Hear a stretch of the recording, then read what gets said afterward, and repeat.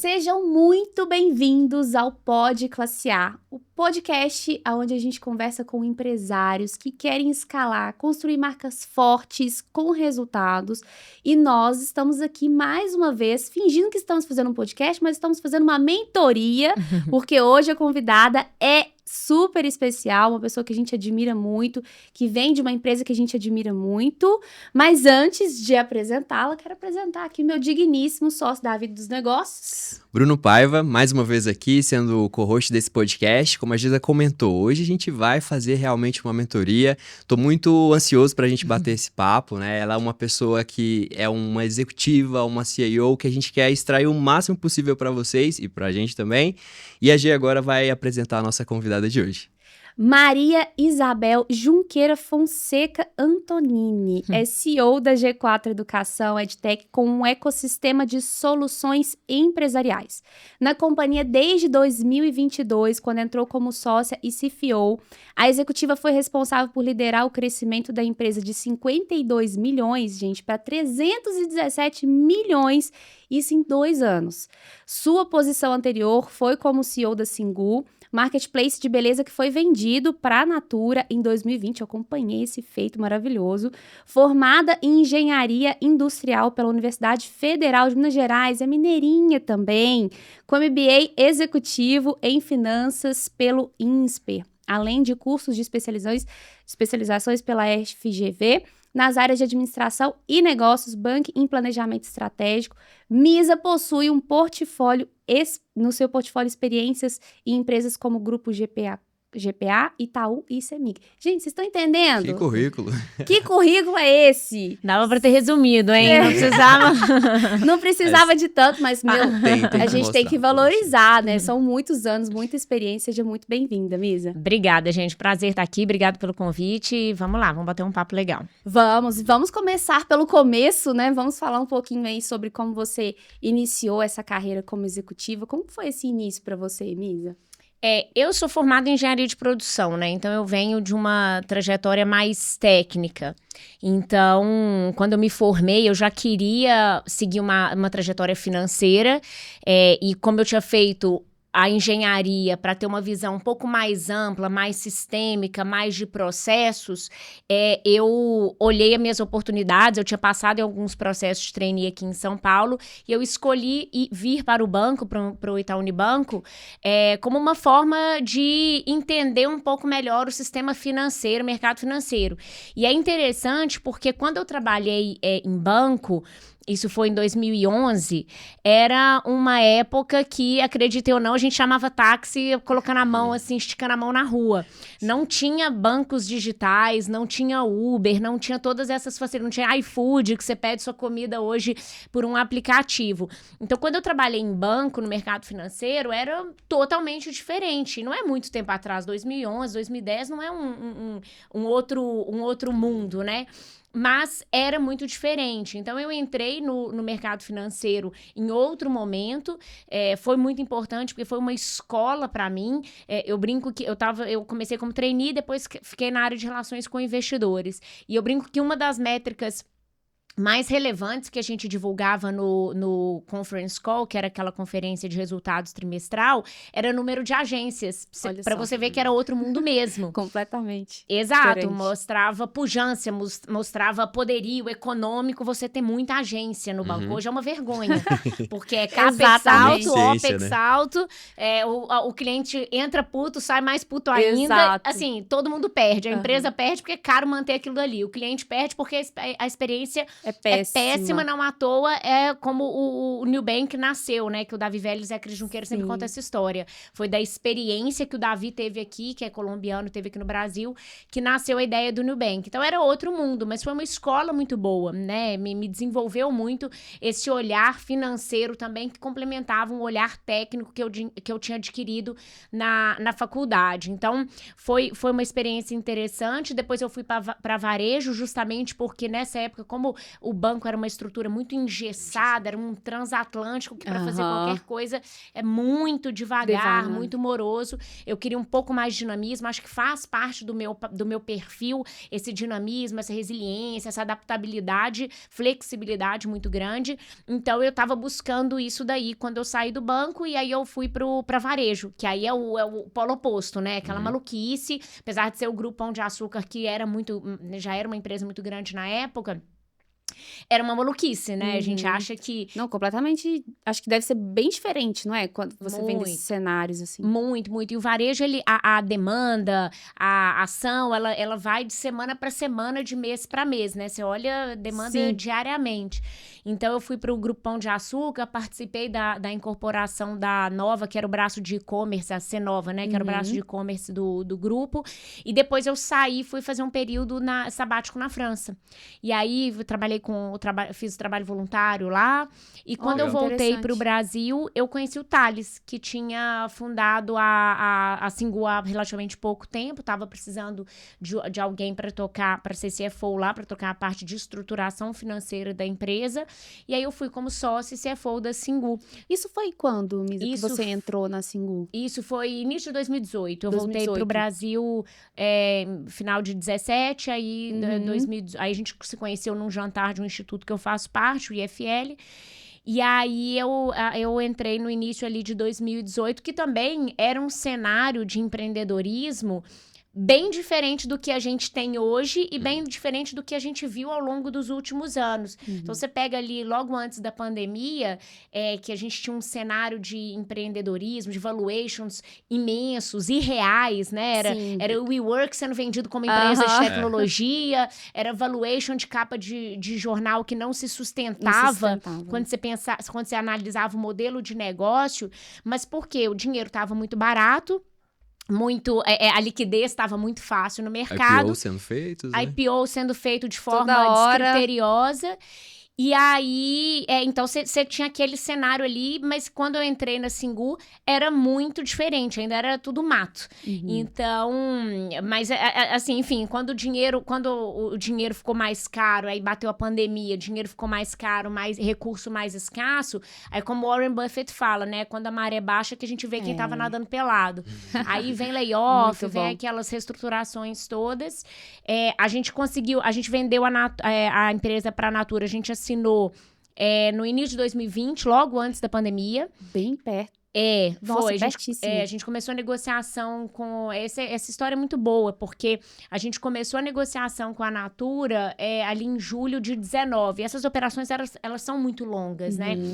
Principalmente quando você pega a compra de uma empresa que era uma das maiores empresas de capital aberto do mundo, como a Natura, comprando uma startup. Então, você já senta numa mesa de negociação Davi e Golias. Então, você conseguir conduzir e dominar esse desbalanceio de poderio econômico até na negociação é muito importante, porque você tem que mostrar de fato como que mesmo a empresa pequena consegue de alguma forma aportar valor para uma empresa grande. Isso é muito poderoso, né? E aí é através de tecnologia, potencial de crescimento como que de você base, faz escala. esse olhar, né? Acho que é interessante. E né? até aproveitando, vocês foram adquiridos logo antes da pandemia, né? E aí você fica na Singu e por mais algum tempo para fazer essa entrega. Isso. E como que foi esse desafio na pandemia, né? A empresa recém-adquirida, a gente já sabe que é um desafio manter a empresa ali, vem pessoas externas. Como que foi isso na pandemia ainda? Quais foram as dificuldades? Então, a operação em si, ela já é complexa. Como eu comentei, desde o início da negociação, e aí muito, muito capitaneado pelo Thales, que foi em Nova York conversar com o Conselho de Administração da Natura. Porque quando a gente está falando de multinacional, de empresa grande, esquece, os stakeholders envolvidos são muito mais complexos, né? Então, a gente começou, isso já era uma negociação complexa por si só.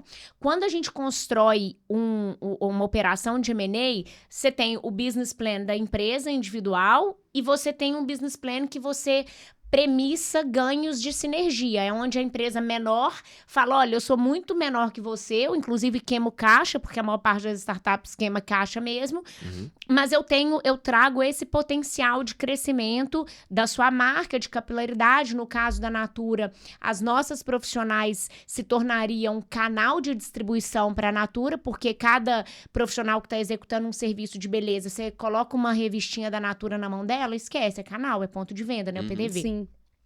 Então, a gente fez um business plan, que a gente chama, de sinergia, mostrando como que a Natura aportava valor no crescimento da Singu pelo peso da marca, obviamente, isso é inegável, mas é precificável também. E como que a Singu conseguiria agregar valor também para a Natura em termos de PDV, distribuição, capilaridade, e também de ter uma tecnologia escalável ali, por ser uma startup, uma empresa basicamente de tecnologia. Então, a gente montou o BP considerando uma curva de crescimento, premissas de profissionais, enfim. Só que aí, então você assina um M&A, você precifica a operação, a compra, o valor todo ancorado nesse BP, que é o BP da sinergia. Só que aí bateu uma pandemia, buf. Aí você fala, porra, rasga o BP. Você pega as suas premissas e fala assim, e era um cisne negro que estava todo mundo vivendo naquele momento. Então, teve, sim, um primeiro desafio de... Uma vez que você monta esse BP de sinergia, ele ancora todo o resto da operação. Então, você tem thresholds, que a gente fala, de cumprimento de metas. No primeiro ano você tem que bater essas metas. Se você bater, a compradora compra mais X percentual. Aí você tem que bater esse no segundo ano. E aí eles vão fazendo as tranches até eles terem o full acquisition, a compra total da empresa. Uma vez que entrou a pandemia e todas as premissas... e aí a pandemia tem 2 pontos interessantes que eu acho legal trazer aqui de desafio para responder a sua pergunta. O primeiro é esse das métricas mesmo, que a gente tem que readequar, uma vez que teve uma externalidade muito grande que independia da nossa excelência técnica de execução. A gente pode continuar exatamente no mesmo patamar de excelência técnica executada, mas, bom, teve uma externalidade fator externo que não era nem de setor, era de mundo. Então, esse teve um desafio da gente conseguir repremissar o que seria. E o segundo desafio é que durante a gente assinou a operação dia 7 de abril. Dia 8 de abril, o Dória fechou a cidade. Ele falou, não pode ter nada, nenhuma execução de serviço, nenhuma operação comercial, tem que parar tudo. Aí a gente, bloquear uma plataforma. E aí, nisso, a gente começou a receber as profissionais de beleza ligando desesperadas, porque a Singu era a única fonte de receita delas, de renda delas. E é um perfil que não é poupador em sua essência. Claro que tinha muitas profissionais que até evoluíram muito e se destacaram muito na plataforma em mudança de vida, porque elas tinham esse perfil, mas majoritariamente não era um perfil poupador. Então, é o que a gente fala, né? Trabalha no almoço para pagar o jantar. É a maioria do brasileiro, né? O brasileiro, de forma geral, tem esse perfil. Não tem uma cultura, matemática, uma economia financeira tão desenvolvida nesse ponto de ser poupador, de longo prazo. Então, da noite pro dia, foi a zero a renda delas. E elas ligando pra gente, falando, olha, eu não consigo comprar remédio pro meu filho, eu não consigo comprar pão, eu tive que voltar pra casa, pro meu ex-marido que me batia, que me agredia, porque eu não consigo mais pagar o aluguel. Assim, a gente ouvia histórias. Por isso que nessa época, e aí eu ligava a televisão, tinha gente em Ipanema tomando vinho e hashtag fica em casa. Eu falava, gente, vocês não têm noção do que tá acontecendo no Brasil de verdade, entendeu? E elas ligavam e falavam, gente, eu prefiro me arriscar do que morrer de fome, que é o que vai acontecer.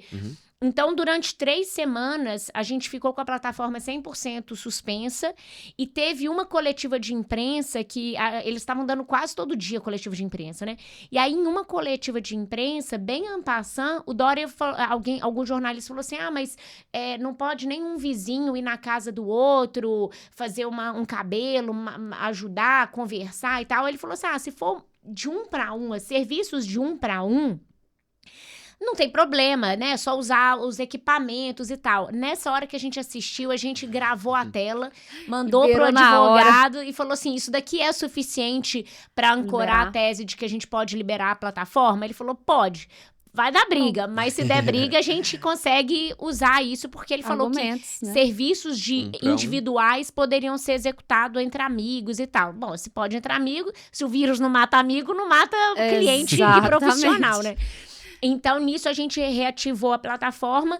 E aí, o que a gente fez nesse momento? O Thales até que trouxe essa ideia.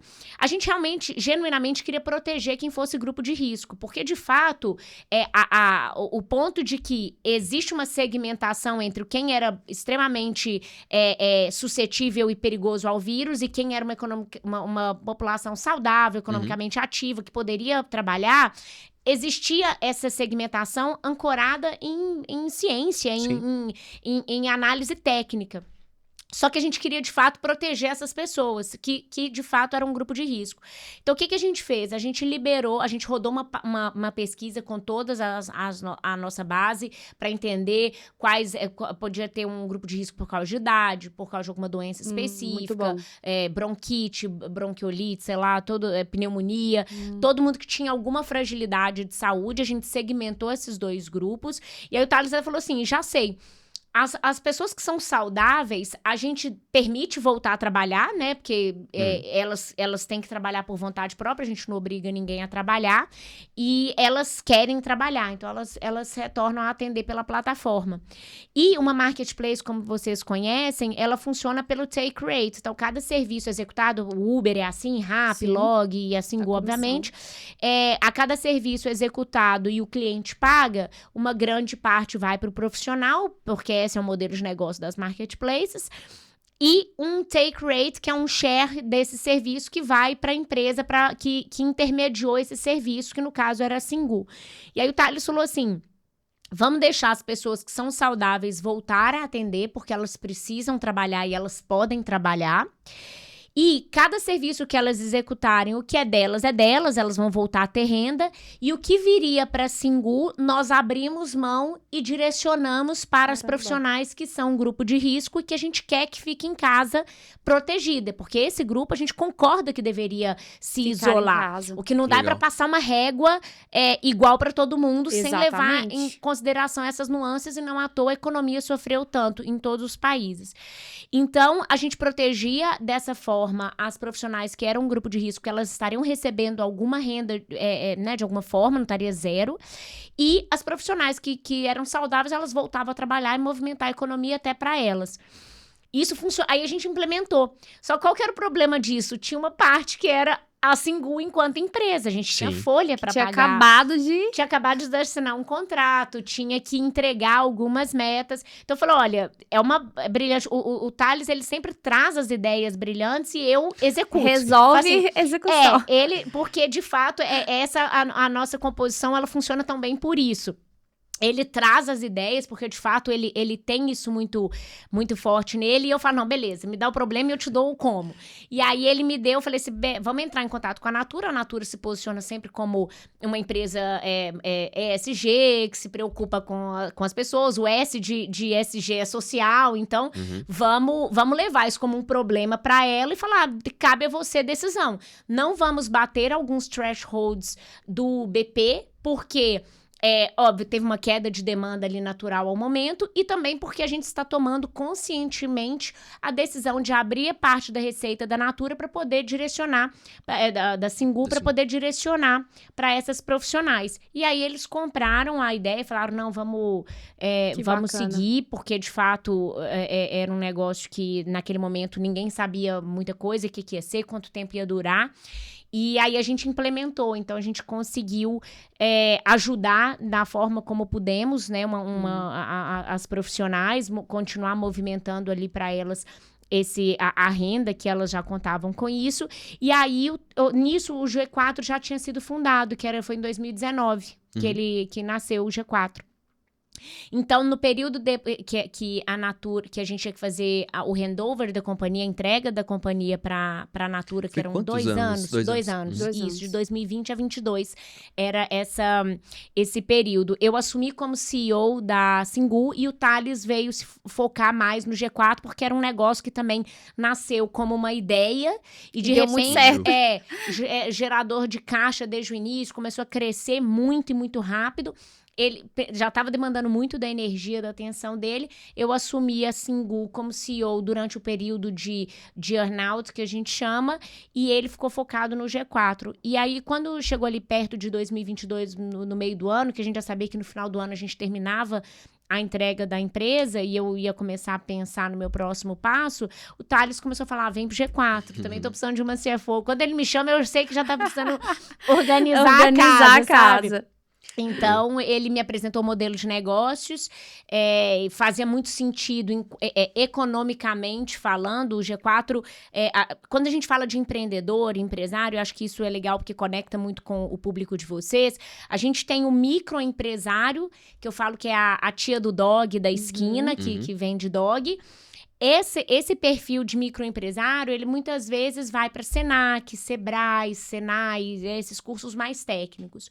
Quando você pega empresas muito grandes, que a gente chama de Big Corps, que é Natura, Ambev, Itaú, Bradesco, eles querem um MBA mais acadêmico, FGV, INSPER, aí eventualmente fora do Brasil, Harvard, Stanford. Então, esse perfil que é alguma coisa mais acadêmica. E tem uma meiuca ali de Brasilzão de verdade, que é o pequeno e médio empresário. Somos nós. Exato. Que estamos sem apoio, né? Exato. Então, historicamente, esse perfil ali de PME, ele ficou muito desassistido enquanto educação executiva. É verdade. Porque ele olhava o Senac, por exemplo, e falava, não, mas eu já tô grande demais para isso é muito técnico. E ele olhava pro MBA acadêmico e falava, cara, eu tô sangrando aqui agora, tomando soco na cara todo dia, meu prazo médio de recebimento tá longo, meu prazo médio de pagamento tá curto, meu fluxo de caixa tá sangrando, eu não vou me matricular no MBA e ter uma resposta daqui a 2 anos. Exatamente. Né? E muitas vezes o ensino do MBA é muito acadêmico. A gente brinca que nenhum professor antigo, nunca pagou... histórico, né? Às vezes nunca pagou uma guia de imposto na vida. Certeza. Então, o G4 nasceu para focar esse meio aqui de pequenas e médias empresas, tanto que uma das nossas propostas de valor é passar metodologias aplicáveis e replicáveis num curto período de tempo. As nossas imersões têm 3, 4 dias. Um dos nossos produtos, o máximo que tem é uma semana, que é um pouco diferente. Então, assim, foi essa a proposta de valor. E um dos nossos motes só ensina quem faz. Esse quem são outros empreendedores. Então, os nossos alunos sentam na cadeira para ouvir outros empreendedores falando o que eles já passaram, o que deu certo, o que não deu, metodologias mais atualizadas que eles implementaram em negócios que deram certo, alguns outros que deram errado, mas que eles conseguiram tirar learnings daquilo ali. Então, é por isso que a proposta de valor do G4 era tão interessante quando você fala economicamente falando, o business model para muito de pé, e aí daí de educação, a empresa nasceu como uma empresa de educação e hoje é uma plataforma de soluções, a gente está migrando para ser o mercado livre da pequena e média empresa, que ele entra lá e compra tudo, ele pode comprar CRM, ERP, ferramenta, contabilidade, advogado, porque todo empreendedor precisa das mesmas coisas. Não importa se você vende comida, roupa, cerveja...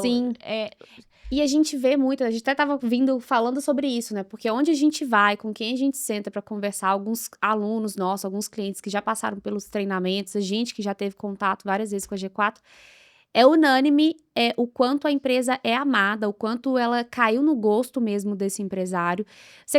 Eu acredito que agora você trazendo essa visão clara, né, de que realmente tinha esse público que estava sem esse conteúdo, isso eu acredito que tenha sido um grande diferencial, mas o que você atribui, assim, sabe? O que vocês focaram tão bem para criar esse ecossistema tão amado pelo empresário?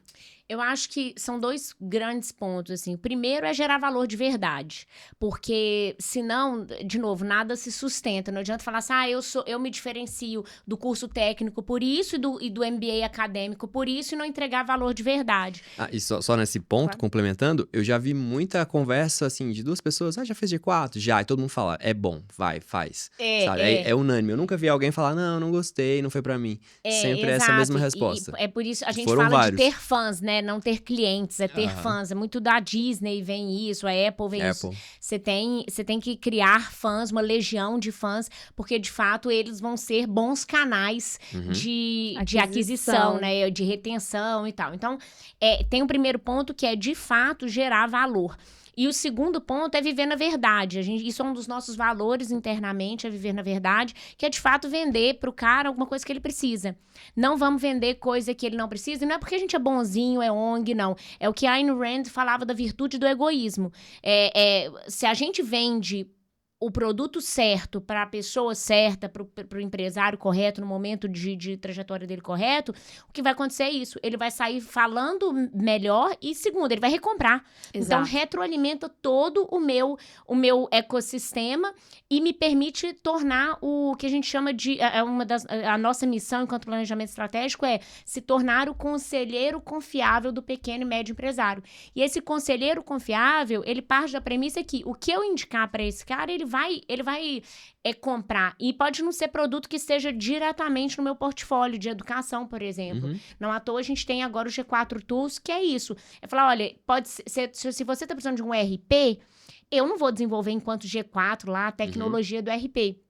Mas dentro do meu ecossistema, eu tenho diversos empresários e empreendedores e alguns deles são fornecedores de RP. Toma aqui. Então, a nossa palavra enquanto conselheiro confiável, ela traz esse peso de, olha, se o G4 é um selo, é um chassi de, olha, se o G4 está me de indicando... qualidade, de coisas boas. Exato. Então, isso eu acho que são 2 pontos que importantes. Então é por isso que toda vez que a gente entra numa chamada do G4, vai para uma página, geralmente não do produto, a não ser que seja um vale, alguma coisa assim, mas vai para uma página assim, qual que é o seu momento? Seus dados, e aí vem o comercial e vai te orientar para o programa certo, né? Por mais que a chamada lá do Thales, ou do Alfredo, ou sua, foi para um programa específico. Perfeito. A gente deixa um funil que a gente fala genérico. Que aí o lead, a pessoa entra naquele funil como um potencial cliente, né? Você provavelmente tem uma dor que você quer endereçar, e à medida que você responde às perguntas, que você transita no nosso fluxo, até chegar o momento de conversar com o time, com o executivo de vendas, aí sim a gente vai conseguir direcionar para o melhor produto para você. E isso é muito interessante, porque isso inclui a gente dizer não às vezes. Então a gente tem o nosso produto principal, que é a GE, que é o único produto presencial que o Thales, Alfredo e Nardon dão aula, que são os fundadores. E a gente coloca um threshold de faturamento de 10 milhões. Por quê? O conteúdo que eles passam ali, se você não tiver uma maturidade mínima ali de empresa, que a gente resume nessa primeira métrica de faturamento, mas tem tantos outros, você não vai correlate, você não vai engajar com o conteúdo que é passado ali. Então, o cara fala assim, eu quero comprar GE, tem dinheiro aqui. A gente fala, não, mas não é pra você. Você não vai gostar desse produto. Exatamente. Eu tenho um PPT, uma ideia de PPT, tô querendo aporte, eu quero comprar uma GE pra me ajudar no meu negócio. Isso não vai ajudar no seu negócio. Porque lá, o Nardon fala de growth, o Alfredo fala de vendas. Quem que vai entender o que o Alfredo está falando para poder aplicar na empresa dele se ele tem só um projeto no PPT? Exato. É muito cedo, é muito precoce. Então, isso é contraintuitivo num mercado como fala assim, não, vende, quanto mais vender, melhor. Não é assim, porque vai sair um aluno detrator. Se eu vendo uma GE, e aí tem a Traction, que é entre 1 e 10 milhões, que, de novo, foca quem está estruturando processos, quem quer ter ferramentas internas, quem quer fazer o sedimento do prédio para poder subir 50 andares. Sim. Então, não adianta o cara, de novo, ter um PPT, uma ideia muito boa, tô querendo sair da minha empresa e abrir uma startup. Você vai ver a Traction vai te ensinar a implementar a Notion na sua empresa, por exemplo.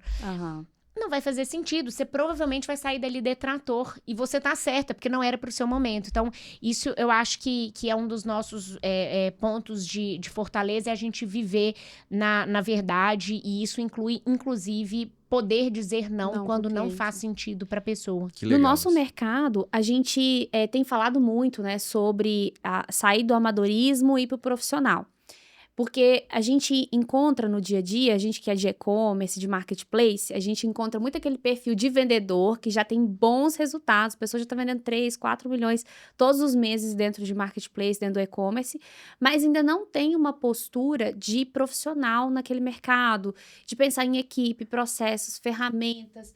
Principalmente, acho que a parte financeira também, né? Que você tem esse background aí para acrescentar aqui pra gente. Como que vocês enxergam esse profissional e como que vocês estão trabalhando ele dentro da G4? E só um contexto, o e-commerce, diferente de uma loja física, ele nasceu muito naquele conceito de renda extra, porque é um mercado muito novo. Até a gente mesmo, em 2013, a gente acabando a faculdade, a gente tinha outros empregos e montamos o nosso e-commerce como renda extra.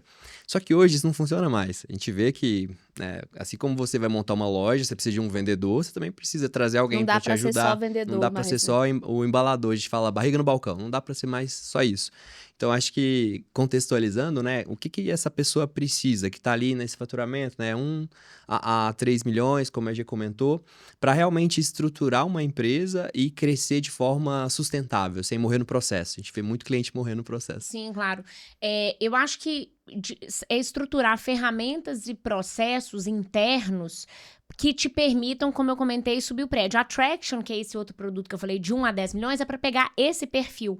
Porque o G4, ele nasceu com a GE, que era, de novo, os 3 fundadores falando com um perfil de empreendedor, de empresário um pouco maior, já tá com uma empresa mais robusta, processos mais sofisticados, times um pouco maiores, que consegue dar capilaridade a diversos temas.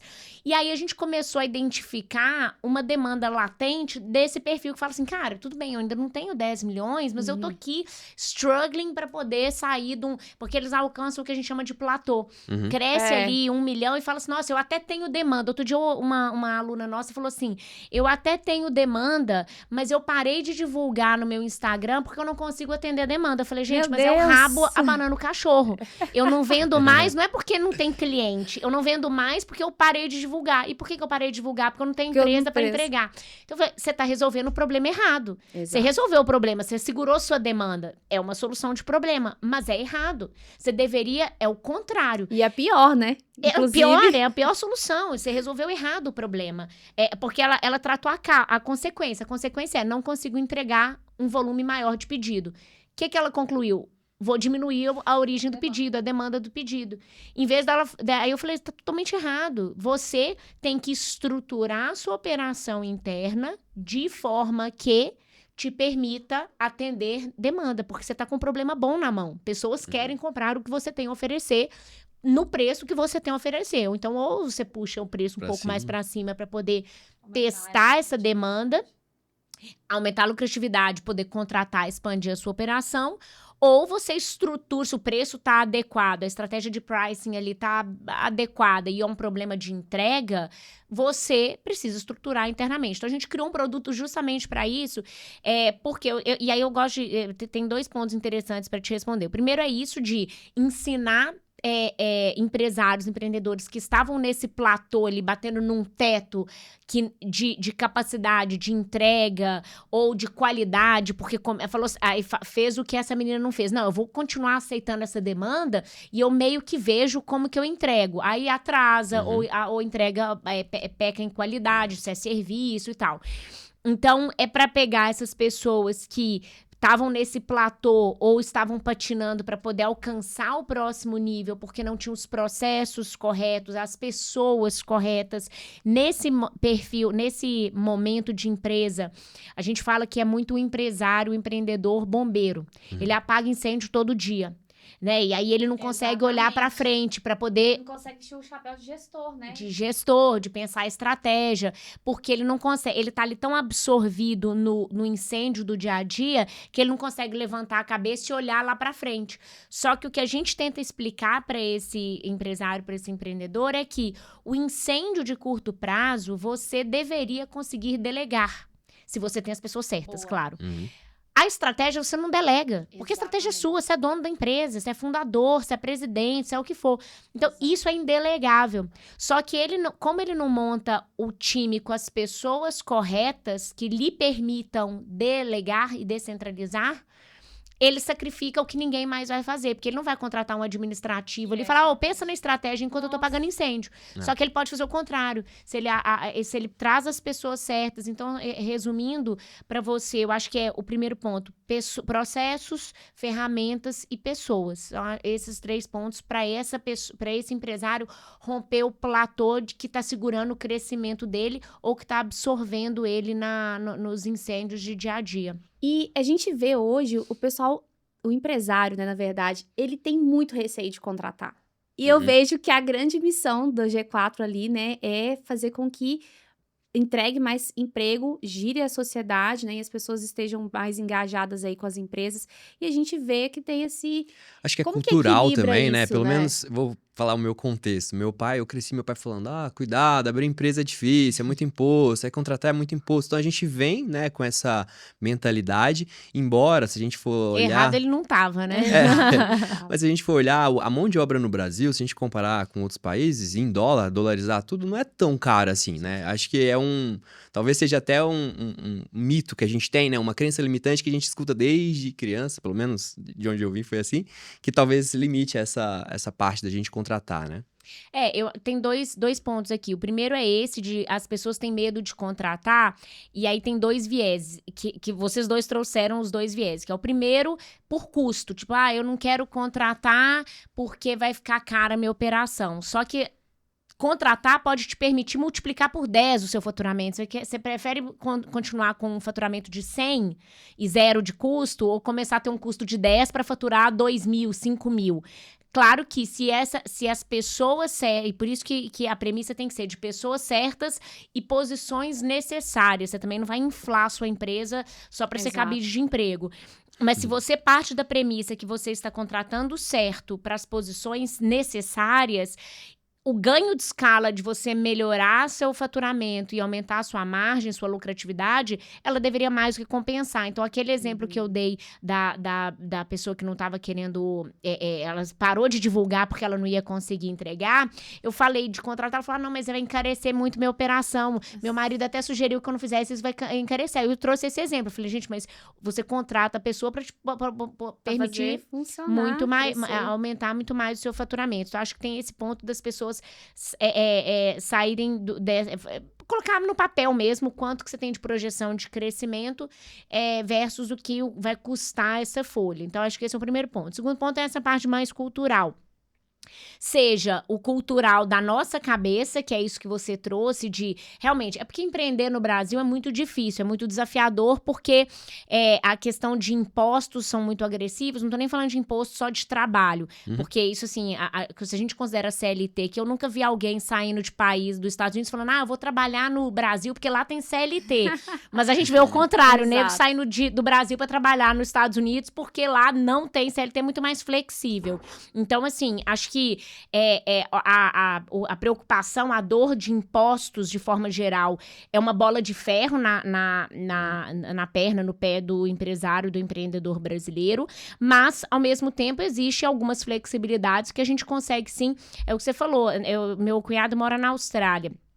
Lá você vai em restaurante, em lavanderia, é um funcionário, ou então assim, a lavanderia é do dono, aí quem tá passando é a esposa, quem tá no caixa é a filha, porque contratar é muito caro. É muito caro também. Agora, óbvio, você tem uma entrega de serviços lá de primeiro mundo, de saúde, educação e tal. Então, o problema é que aqui a gente tem imposto de primeiro mundo e entrega de terceiro mundo, subterceiro mundo. Então, assim, esse é o problema. Mas, de fato, existe... Isso é um ponto real, que também a mão de obra em outros países é muito cara. Só que a gente tem outros benefícios de produtividade lá que aqui não tem. Então, que uma coisa lá compensa a outra e aqui não necessariamente. Mas que, de forma alguma, isso seja limitante para a pessoa contratar, porque, no fim do dia, como tem essa característica da mão de obra, em alguns contextos, ser mais barata, empresa, você consegue ganhar uma escala e puxar aquela matemática que eu comentei anteriormente, muito mais esticada do que em outros países que, de fato, é mais difícil ter essa relação financeira, né? Acho que esse tem sido um grande diferencial desse ano para nós, para os nossos clientes, o que a gente tem sempre aconselhado é, gente, vamos contratar as pessoas certas, trazer essas pessoas certas para operação. A gente mais do que dobrou o time esse ano, muito inspirado, né, aí pela trajetória da G4, que a gente vê vocês trazendo isso, né, as pessoas certas vão fazer o negócio escalar e crescer. A conta se você fizer a conta, sempre vai ser um saldo positivo se a gente está fazendo as coisas do jeito certo, né? Sim, e é legal o target de vocês, não é faturamento, né? Acho que vocês têm esse target há muitos anos, né? Que é gerar, não sei empregos, quantos né? milhões de empregos a mais. E até... isso é super legal, porque a gente tem duas metas de mercado. A primeira é mais objetiva, que é sim de faturamento, porque isso ajuda a comunicar muito bem com o mercado quando você pensa em valuation, em posicionamento, em crescimento. Então, a gente tem a meta objetiva, que é faturar 1 bi em 2027. Só que a gente tem uma segunda meta que eu gosto muito dela, que é gerar 1 milhão de empregos até 2030. E por que eu acho ela muito importante da gente sempre falar? Primeiro, porque mostra um posicionamento do G4 enquanto empresa, né? Nós somos uma empresa pró-empreendedor, pró-empresário. A gente não acredita que vai ser o governo X ou o governo Y que vai ajudar uma sociedade. É a geração de emprego. E quem faz a geração de emprego, quem gera riqueza, é o empreendedor ou o empresário que toma risco, que paga imposto, que segura o peso do sistema nas costas e continua batalhando com a bola de ferro no pé, que a gente comentou anteriormente. Esse cara é o herói do Brasil. A gente lançou uma campanha esse ano, inclusive, Heróis do Brasil, para enaltecer. Porque a gente fala muito, o herói do futebol, o herói do tênis, o herói da natação. E a gente nunca fala o herói do Brasil, que é o cara que segura a máquina, que gera emprego, que segura o peso da máquina nas costas. Então, a gente lançou a campanha de Heróis do Brasil, que são os heróis fora de campo, né? Fora de quadra, que a gente fala. Então, assim, o G4, ele é uma empresa que sempre vai se posicionar a favor do empresário, do empreendedor. Numa sociedade que a gente vê muitas vezes o empresário sendo demonizado, né, como capitalista, malvadão, explorador. O próprio presidente faz isso, exatamente, né? Quem é que não vai fazer? Exatamente. Então, no G4, não. Esse cara sempre será visto como o herói que, de fato, ele é. Então, ter uma meta de geração de emprego traz essa conotação muito forte do nosso lado. E o segundo ponto dessa meta de geração de emprego é o que a gente já falou de entregar valor de verdade. Se o meu aluno chega numa aula nossa, assiste uma imersão, volta para dentro de casa, implementa, ele cresce faturamento, cresce margem, o que ele vai fazer? Contratar mais, que foi o que vocês fizeram, vai expandir escritório, vai abrir uma linha de fábrica nova, vai internacionalizar, e para isso ele vai precisar contratar pessoas. Então, o dia que o nosso aluno estiver chegando no G4, consumindo algum produto nosso, indo para casa, não mudou nada, segue a vida, podemos parar de existir, porque a nossa proposta de valor é materializada na geração de emprego, porque quer dizer que ele cresceu o faturamento a ponto de poder, ele melhorou a lucratividade dele a ponto de poder contratar mais. Então, eu gosto muito dessa meta, eu sempre trago ela à tona, porque, de fato, traz essas duas forças muito grandes do G4 enquanto DNA, enquanto cultura. Sim. Esses são pró-empresário, pró-empreendedor e pró-colaborador também, né? Que também, claro. Tá crescendo ali, isso é muito legal. A gente, às vezes, fica olhando só aqui o empreendedor, mas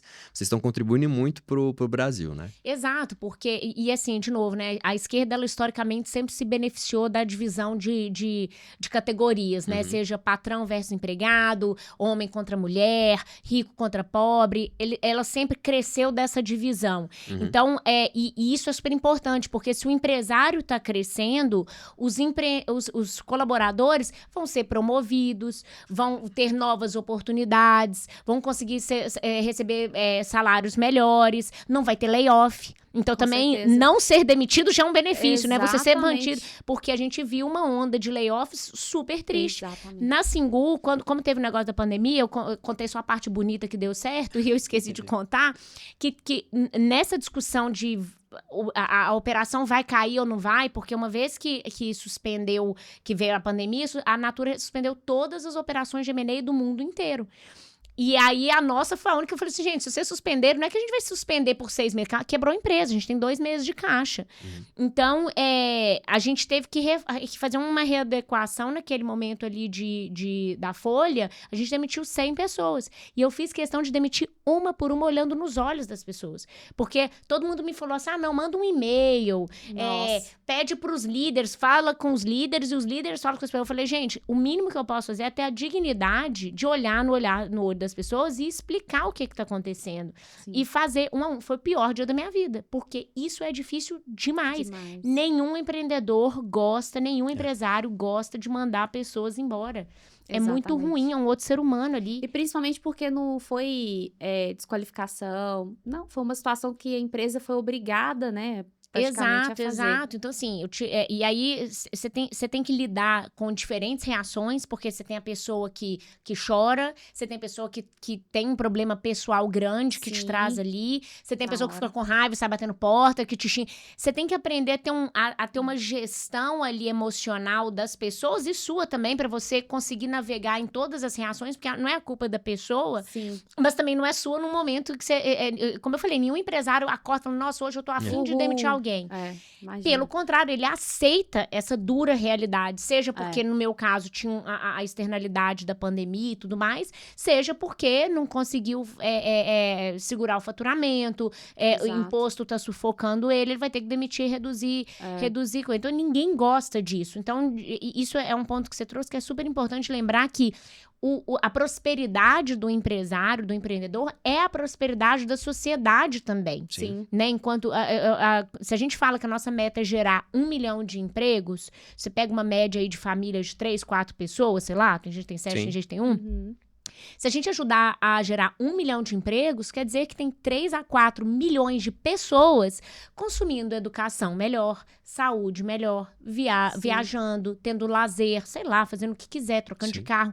O ponto é, a gente ajudou indiretamente através dos nossos alunos, porque, como eu disse, eles são os heróis, eles ajudaram a gerar 1 milhão de empregos, são 3 a 4 milhões de pessoas se beneficiando como família, como sociedade. Então, isso eu acho que é um ponto super interessante. É um efeito cascata do bem, né? E você citou essa questão de saber lidar com esse emocional na hora que vai demitir uma pessoa, e eu queria pegar um gancho aqui sobre o que você acha importante para esses líderes, para os gestores da empresa hoje, como habilidades pessoais, sei lá, citar umas 3 habilidades que você acha que é imprescindível para a gente poder liderar com excelência e manter o negócio crescendo saudável. Eu acho que, de forma geral, para líder, não só no momento de demissão, eu diria oratória. Eu acho que oratória, você saber se colocar bem, ajuda a fazer uma boa demissão, né? Com feedback também, né? Escolhendo as palavras certas, estruturando o seu raciocínio, conseguindo adaptar as palavras ao momento e à pessoa, a forma que a pessoa... Então, assim, acho que oratória te ajuda desde um momento one-on-one de feedback ou de demissão, ou de entrevista, ou numa palestra, num podcast aqui. Eu acho que você se comunicar com clareza, objetividade, conseguindo selecionar bem as palavras, te ajudará em qualquer situação, em qualquer contexto. Muito bom.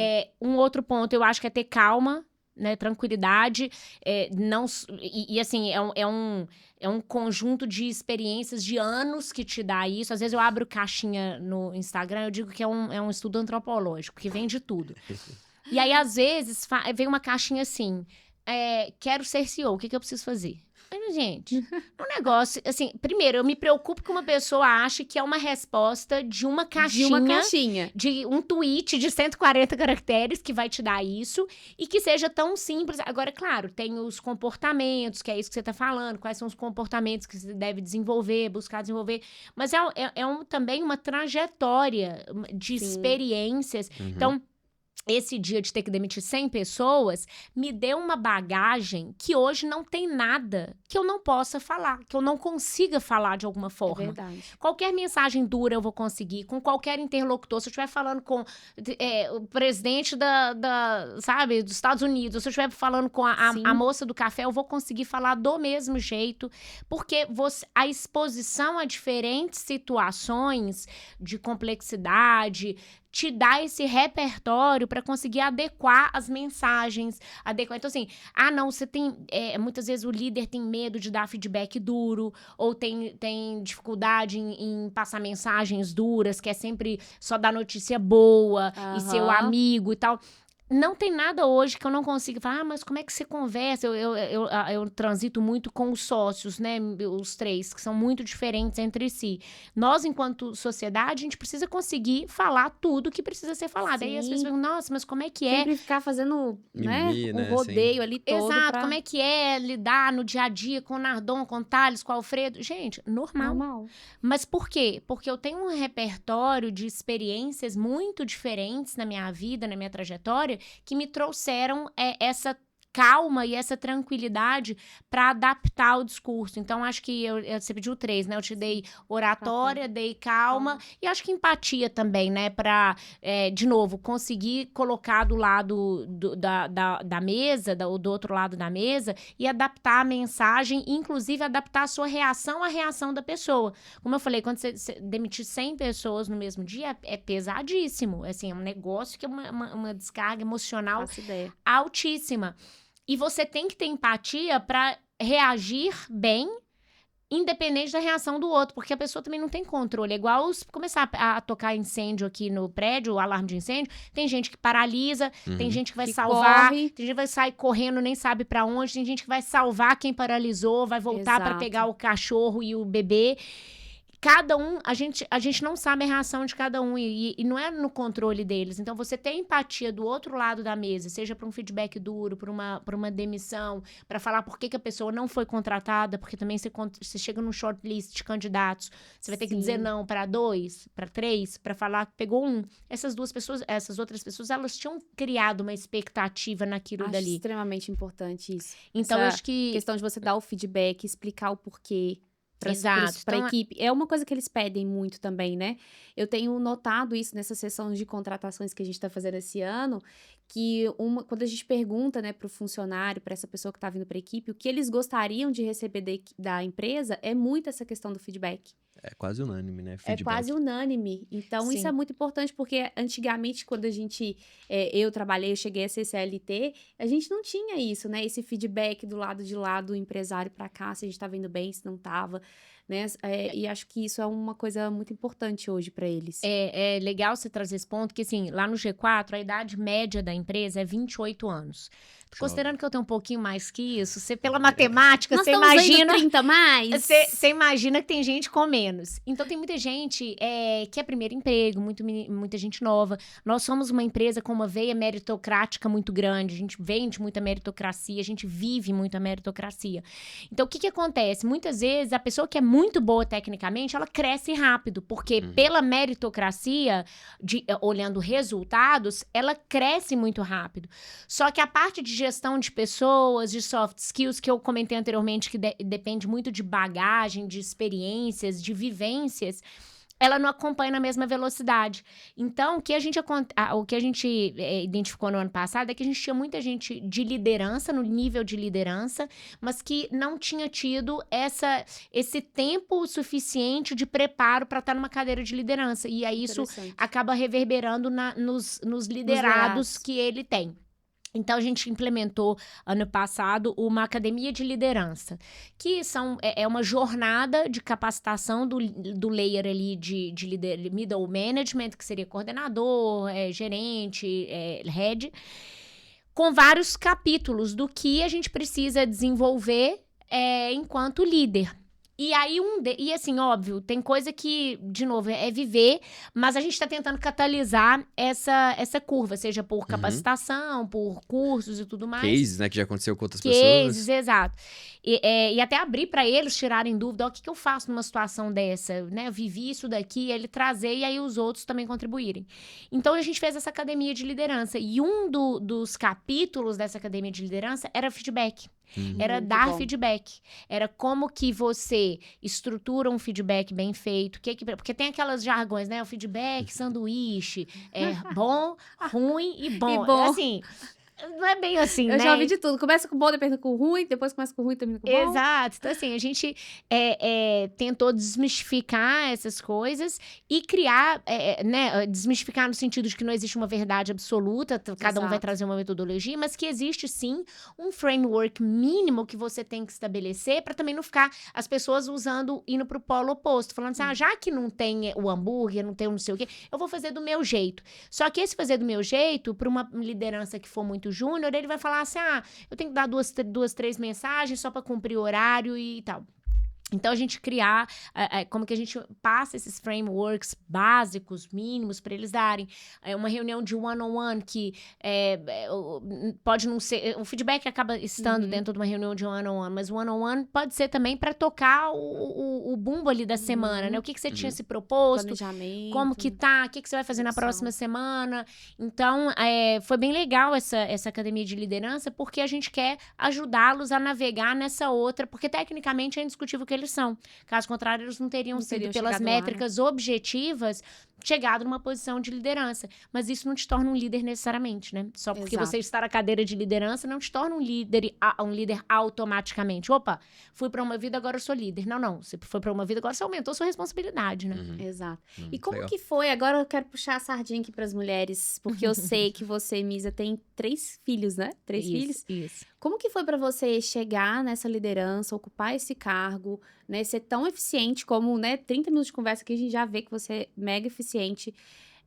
Equilibrando com a sua rotina pessoal. Como que você faz essa... Se é que tem como a gente equilibrar, né? Eu já conversei com várias pessoas aqui, as pessoas falam, não existe equilíbrio, existe harmonia, né? Como que você leva isso para sua vida?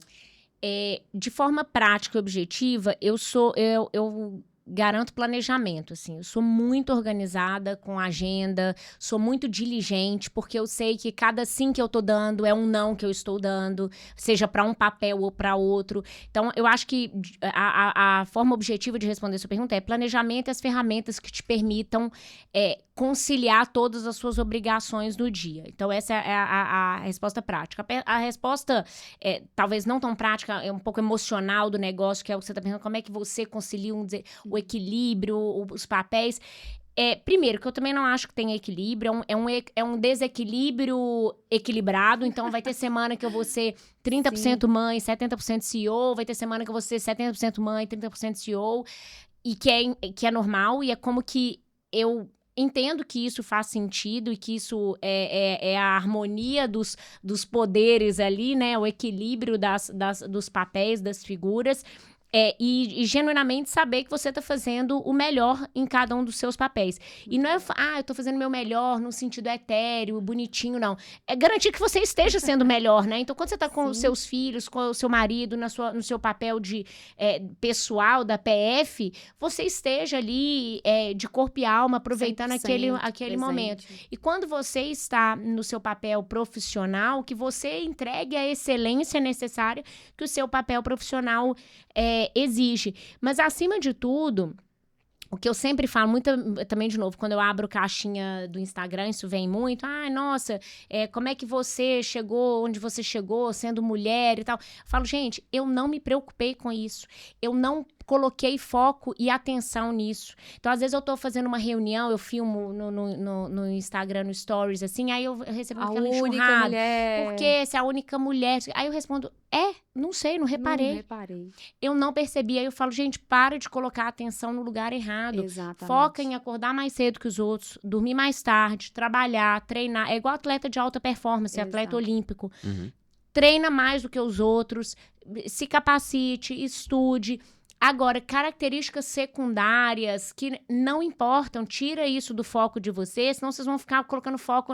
como que eu posso ser melhor do que todo mundo que tá aqui nessa sala. Exatamente. Independente de onde que eles vieram, o que eles são, o que não são. Tem gente, tem homem, tem jumento, tem tudo, a gente conta de tudo nessa vida. Mas não importa, Exatamente. Foca no que você pode fazer melhor, que eu acho que é isso que vai fazer a diferença em você ser excepcional e excelente em qualquer papel que você se propõe a fazer. E esteja tranquilo de que você vai exceder. E, assim, quando eu penso nos meus filhos, me perguntam muito isso, eu falo, gente, o exemplo que eu tô dando para eles, não é que eu tô ausente porque eu tô, sabe, passeando. Na balada. Exatamente. Eu estou ausente, eu preencho a minha ausência com significado. Então, quando eu tenho que sair num fim de semana para ir para o escritório, eu falo, mamãe tá indo trabalhar. Ah, mas o que é isso? Por quê? Porque a gente gera emprego, porque é isso que movimenta a sociedade. Com 1 ano, eles não entendem nada. Falar, porque a mamãe gera empregos. Agora, com 2, com 3, você vai falando isso ao longo de 15 anos, 18 anos, essa criança cresce com essa referência. Então, você consegue preencher a sua ausência com propósito, com significado, com gerar valor para a sociedade. Muito não é que minha mãe não tá aqui comigo porque ela tá batendo perna. Não, minha mãe tá ajudando a gerar emprego, a movimentar a sociedade, a gerar riqueza. E aí, de novo, quando elas são crianças, talvez isso não faça tanto sentido, mas ao longo de muitos anos que eu explicar, eu der visibilidade para eles disso, que foi o que eu tive dentro de casa. Meus pais sempre foram empreendedores, eles sempre trabalharam muito. Foi assim que eu cresci com o valor do trabalho duro, do ninguém me deve nada, se eu não for correr atrás do meu... Esquece, ninguém vai me dar, eu não sou um floco de neve que mereço tudo e não devo nada. Muito pelo contrário, nós somos responsáveis pelo nosso resultado. E não é só esforço, porque assim, eu posso me esforçar o tanto que for, não vou jogar basquete igual Michael Jordan, assim, não tem como, eu meço 1,57. Então, não é só esforço, é resultado, a dedicação e o esforço, ele tende a facilitar o resultado que você quer obter. Mas ele também não é garantia, não é só, eu esforcei muito, agora eu mereço ganhar. Não. É por isso que eu sempre faço paralelo muito grande de vida profissional e atletas de alta performance como um todo. Porque, assim, dedicação não quer dizer nada, não quer dizer garantia de sucesso. Você ganhou o último, também não quer dizer garantia de sucesso no próximo. Só tem um primeiro lugar e tem quantos candidatos tem, né? Quantos atletas tem. Então, eu acho que é trabalho duro, disciplina, resiliência para se você perdeu hoje.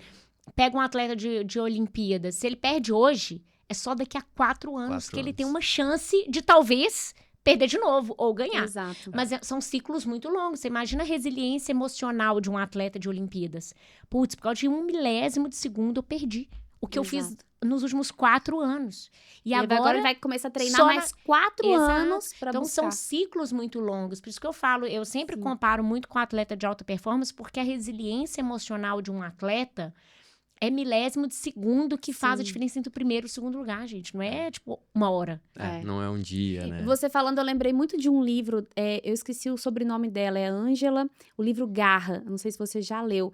E ela faz muito esse paralelo também do talento versus o esforço, né? Que às vezes a gente acha que é só talento, às vezes a gente acha que é só esforço, né? Que tem muito esse... não conheço. Legal, vou procurar saber. Depois... Mas é isso, assim, nem só talento garante, porque também se você tem talento para ser jogador de futebol, você comer pizza todo dia e né, não treinar, não fizer nada, você não vai ter, então o talento vai morrer com você.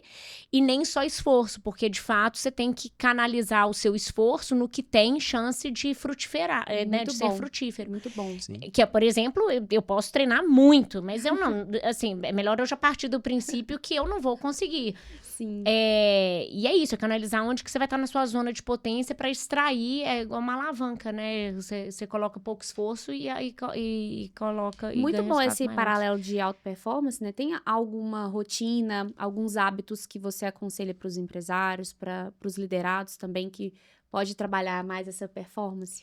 Eu acho que é constância. Primeiro, eu vou falar 2 coisas. Constância, então, desde horários. Meu Instagram, todo dia, 5 horas da manhã, eu abro. Eu tô vendo lá o cafezinho. Eu faço café todo dia, porque o pessoal falou, olha, você precisa mostrar como que é a sua rotina. Eu falei, gente, eu não tenho tempo pra ficar faking, sabe? Não, deixa eu mostrar. Eu vou mostrar o que eu sempre faço. Eles, não, é isso mesmo. Eu falei, não vou colocar mais uma etapa, entendeu? Na minha vida, que já tem muita coisa. Então, eu falei, eu vou abrir a câmera no momento que eu faço todo dia, 5 horas da manhã. Às vezes tem fechamento lá até meia-noite. Eu chego em casa 1h da manhã, 5 horas da manhã, acordo e tô lá fazendo a mesma coisa. Eu acho que essa constância. Uma vez eu vi alguém falando que se um atleta de alta performance fosse escrever um livro, aqueles de desenho, sabe? Que você vira a página e vai... Sim. Que seria o livro mais monótono do mundo, porque o bonequinho faz todo dia a mesma coisa, assim, Muito de manhã, bom. de tarde, de noite, de tarde, de manhã. Porque é uma rotina ordinária que traz resultados extraordinários no longo do tempo, né? Uma coisa comum que traz resultados extraordinários ao longo do tempo. Então, acho que constância, disciplina é muito importante e, de novo, planejamento, assim, seja diligente com o seu horário, com a sua agenda. Eu falo que até se eu vou na padaria, eu coloco na agenda. Você tem uma rotina de fazer agenda e como que é isso, assim? Eu sou super rigorosa com a agenda. Se tem que colocar na minha agenda, que eu falei. Coisinhas do dia a dia você coloca na agenda também. Tudo eu vou. Se eu vou na padaria, eu coloco lá 15 minutos, que é 7 minutos pra ir, 1 minuto pra comprar o pão, 7 minutos pra voltar. Muito bom. Porque isso facilita muito. Se você for pensar, eu tenho meus compromissos como CEO de uma empresa que vai faturar 500 milhões esse ano. Eu tenho 3 filhos, então tem pediatras de 3 crianças, tem coisa de escola, eu tenho coisa de casa também pra organizar. Tenho as minhas atividades de saúde, de esporte, que eu também gosto de treinar bastante, que eu acho que isso ajuda muito na minha performance de dia a dia, mental e física, para aguentar esse dinamismo, as coisas. Então, assim, eu tenho que ter uma agenda muito bem estruturada. Não dá para falar, não, agora apareceu isso daqui, agora... Porque senão, aí sim eu vou ficar... com o peso de tantos papéis. Se eu tenho previsibilidade, organização, claro que uma outra coisa pode sair do planejado, mas é muito melhor eu lidar com isso como exceção do que como regra. Sim. Eu abrir começar o dia e falar, como é que vai ser meu dia hoje? Não sei. Só Deus sabe, não dá. Porque aí você traz uma carga emocional de pouca previsibilidade, pouca gestão, é muito grande. Então, se eu tenho previsibilidade, se eu tenho gestão, pode acontecer uma coisa ou outra, mas eu trato com elas como exceção. E aí é muito mais fácil eu reagir. E você sempre foi organizada, assim? Ou foi algo que você foi trabalhando? Não, eu acho que sempre fui, assim, profissionalmente falando, eu sempre fui muito organizada, muito criteriosa. Em termos de performance pessoal, eu acho que ao longo aí dos últimos quase 10 anos, eu me tornei mais. À medida que os papéis foram se tornando mais complexos, isso foi exigido mais de mim. Então, quando eu tive meu primeiro filho, quando eu comecei a crescer muito rápido na minha carreira profissional, quando eu comecei a ter uma complexidade de papéis, que era aquilo que a gente estava falando muito grande, ou eu criava os meios que me permitisse crescer cada uma dessas frentes, né, desenvolver, ter outros filhos, ter um casamento saudável e feliz, ter uma casa funcional, ter uma profissão ascendente, ou eu criava os meios para permitir todas essas frentes se desenvolverem e prosperarem, ou alguma coisa ia colapsar. E aí eu não teria o que eu tenho hoje. Então, isso daí foi exigido, e aí eu acho que depende de você fazer aquele decision point, agora, ou eu crio esses meios, ou então eu vou deixar a vida me levar e provavelmente alguma coisa não vai proliferar, que aí é o que as pessoas defendem, que é ou isso ou aquilo, ou profissão ou maternidade. Gente, eu não acho que é ou, é e. E como você cria os meios para garantir que seja e. Porque se você não criar os meios, aí vai ser ou. Porque aí ou você faz isso bem feito, ou você faz aquilo bem feito. Porque você não criou os meios que te permitam embrace todas essas frentes. Então, acho que nos últimos aí 6 anos, que foi que o meu primeiro filho nasceu, foi o que me exigiu mais criar as metodologias. E assim, não é nada da NASA, não é Google Agenda, Slack, bloco de notas. Entendeu? Porque as pessoas falam, nossa, você tem uma equipe de quantas pessoas? Gente, bloco de notas, agenda, é isso, entendeu? Eu e o Google Calendar. Minha agenda, assim, cada filho tem uma cor no compromisso, aí o que é pessoal é isso, que é profissional de outra cor, é isso. Você vai criando os meios que funcionam para você, que te permitir fazer todos os papéis com excelência. Isso é bom você trazer essa visão. E eu até quero trazer o depoimento de uma ex-não planejadora aqui, porque eu precisei trabalhar muito isso, tá até tatuado aqui nas minhas mãos também, constância, porque eu acredito muito no que você disse. E essa questão de você colocar na agenda é um hábito, é uma rotina. E eu gostei que você trouxe essa visão também de que conforme eu ia crescendo na minha profissão, na minha vida profissional, foi me exigido me entregar mais e isso construiu dentro de você construiu, né, na verdade, habilidades que fizessem isso avançar. Então, acho que é importante a gente ter nessa percepção o que eu posso melhorar, o que eu devo melhorar, se talvez é a parte de planejamento, então deixa eu me dedicar a isso, né? Porque as pessoas acham que, eu não sou uma pessoa planejadora, então eu não vou ser uma pessoa planejadora. Eu sou uma pessoa executora, eu vou sair rasgando e não vou me atentar ao planejamento, né? Então...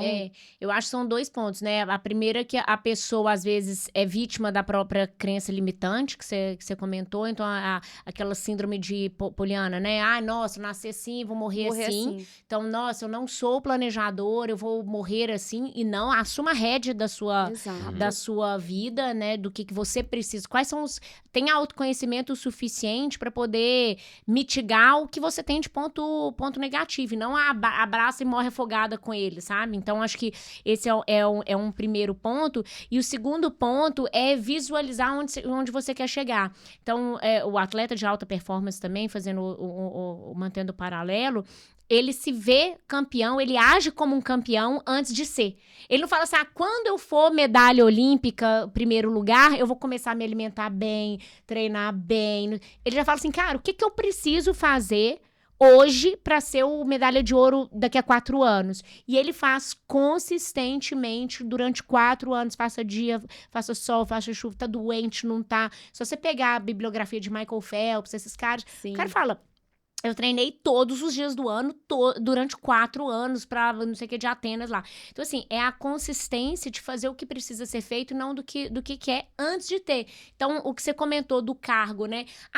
Quando eu for CEO, eu vou fazer o que a Misa faz, de ter rotina, de ter constância. Não, você tem que começar a falar assim, o que você precisa fazer hoje, estruturar hoje na sua vida pessoal, profissional, de planejamento, de ferramentas, para que te permita ir galgando essas mudanças de patamar, porque essas mudanças de patamar você vai crescendo. Primeiro você estrutura, aí você consegue um próximo passo, aí depois...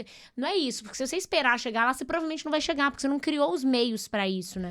Eu gosto muito de UFC, e essa pegada de o caminho é melhor que o destino, né? O caminho é que faz você chegar no destino. Tem um atleta lá, ele é bem novo agora, ele é campeão, e aí a luta, ela acontece no sábado. Na sexta, ele reúne toda a família dele, todos os coaches e amigos, e vai para um jantar e vai comemorar a vitória, assim, antes de acontecer. Porque ele fala, mesmo se eu perder, eu já fiz tudo. Ele só faz isso quando ele fala, eu tive o campo perfeito. Aí ele vai, faz, comemora, aí alguns falam soberba, não sei o quê, mas ele fala, cara, não, eu ganhando ou perdendo, eu já sou campeão por isso, eu fiz tudo que eu tinha que fazer, Que legal, não, e eu acho que também coloca ele no estado de espírito da vitória, também, né? Eu acho que ele... Já celebrou ali, exato, né? Eu acho que ele coloca ele já no... É bem legal isso daí, eu acho que o que você visualiza sentido, né? Exato, legal. Misa, pra gente já ir caminhando aqui pro final, eu queria que você me dissesse o que você falaria pra Misa lá no início, quando ela estava começando a sua jornada. O que você falaria pra ela hoje? Eu falaria, continua firme, né? Assim, foca no que importa, no que você quer. Não perca de vista suas prioridades, mesmo que você tenha que ajustá-las direcionalmente, tenha sempre onde você quer chegar. Porque, obviamente, à medida que você vai vivendo, até as suas predileções podem mudar. E o que você achava que era o objetivo final não é necessariamente igual, mas também não vai mudar radicalmente, né? Então, é melhor você ter um direcional. Até acho que é aquele filme do Alice no País das Maravilhas que fala, né? Se você não sabe para onde você tá indo, qualquer caminho serve. Então, tenha um direcional que te motiva a ter velocidade. E aí, à medida que as coisas vão acontecendo, também tenha flexibilidade. Não é bom você ter direcional, mas é bom você ter flexibilidade para conseguir pegar os inputs do mundo externo, porque uma coisa é o que está na sua cabeça, olha, eu quero isso. Mas à medida que você vai trilhando o caminho, você vai tendo inputs externos do que está dando certo, do que está dando errado, do que você precisa melhorar, porque são as suas lacunas, Sim. do que você mudou de opinião à medida que você viveu aquilo dali, e você consiga ter flexibilidade também para adequar o caminho à medida que for demandado, que for interessante. Muito bom. E existe algum sinal de alerta para o empresário atualmente que você fala assim, olha para isso, fica atento a isso? Acho que fluxo de caixa, assim, eu diria, porque é isso que vai manter seu negócio aberto, operando. Então, tem gente que fala receita, tem gente que fala EBITDA, mas EBITDA, se você pega a regra contábil, dá para fazer uma criatividade ali dentro dos limites da lei, mas que mascara o seu EBITDA, lucro líquido, a mesma coisa e tal. Agora, caixa ninguém inventa. Ninguém entrou, saiu aquilo ali. E é o que te permite ter fôlego para navegar uma crise, para organizar internamente, para atingir o próximo nível. Então, em termos técnicos ali de objetividade, eu acho que é fluxo de caixa, e em termos comportamentais, eu acho que é resiliência, porque não se abala, cada dia que você abre o jornal vai te dar um desespero, porque o show de horror está cada vez pior. Exato, mas mantenha firme, né? Acho que o empresário brasileiro é igual barata. A gente voa, a gente nada, a gente passa embaixo da porta, sobrevive à bomba atômica. A gente vai sobreviver. A gente já teve 1 milhão de outras crises, teremos várias outras, infelizmente, mas a gente vai sobreviver. Seja resiliente, garante que o seu produto endereça uma dor, que ele está bem posicionado, que seu cliente tá chegando a entrega de valor para o seu cliente, e segura firme, que aí vai dar certo. Vai dar tudo certo, gente. Continua firme. E para quem quer participar do G4, tem algum convite especial? Tem algum evento rolando aí em breve, que eu já fiquei sabendo? Exato. Eu não sei quando que vai ao ar aqui, mas ainda terá tempo, certamente. A gente vai abrir a pré-inscrição para o G4 Valley dia 14, né? Então, e depois a gente vai ter a venda de ingressos do evento que acontece dia 14, 15 e 16 de novembro. Estaremos lá, hein? Exato, vai ser o maior evento que a gente já fez. Ano passado a gente fez o G4 Valley para 9 mil pessoas presenciais, mais 10 mil online. Esse ano vai ser 12 mil presencial e provavelmente uns 20 mil online. E o bom, e aí até falando com a sua audiência, é que é um evento para empresários e para empreendedores, né? Então, a gente fala que lá no G4 Valley, todo mundo ou é seu cliente, ou é seu fornecedor, ou é seu concorrente. Mas se for seu concorrente, melhor que você esteja lá também, porque senão o seu concorrente está se capacitando e você não. Mas, brincadeiras à parte, é um evento muito rico de trocas, porque todo mundo ali tá passando pelas mesmas dores, tá no mesmo país, então se tá difícil para você, tá difícil para eles também. A gente gera muito valor, tudo do G4 é calcado em gerar valor de fato pro empresário, não é para ficar lá vendo palestra, é para aprender, consumir conteúdo prático mesmo.